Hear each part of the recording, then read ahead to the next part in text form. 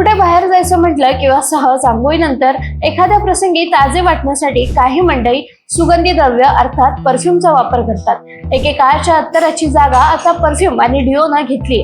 मुळात या दोन्ही गोष्टी सुगंधी द्रव्याशी संबंधित असल्या तरीही त्या एकसारख्या नाहीत हे लक्षात घेणं महत्वाचं आहे। घामाने येणारी दुर्गंधी रोखण्यासाठी डिओचा वापर करतात आणि काही डिओ घामामुळे वाढणाऱ्या विषाणूंना रोखण्यासही मदत करतात।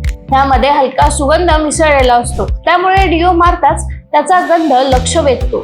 डिओ फार काळ टिकत नाही, त्यामध्ये एसेन्शियल ऑइलचं प्रमाण अतिशय कमी असल्यास कारणाने तो सहसा बाहेरमध्ये किंवा छातीच्या भागांवर लावला जातो। परफ्यूमचा वापर पूर्णपणे सुगंधासाठी केला जातो। या सुगंधी द्रव्यामुळे साधारण 15 ते 30% एसेन्शियल ऑइल किंवा अल्कोहोलची मात्रा असते, ज्यामुळे त्याचा गंध अधिक तीव्र असतो। परफ्यूमचा सुगंध दीर्घकाळ टिकतो। सहसा परफ्यूमची किंमत सुद्धा डिओच्या तुलनेत अधिक असते।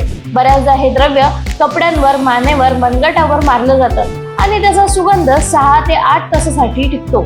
आजच्या घडीला डिओ आणि परफ्यूमचे अनेक प्रकार बाजारात विक्रीसाठीही उपलब्ध आहेत।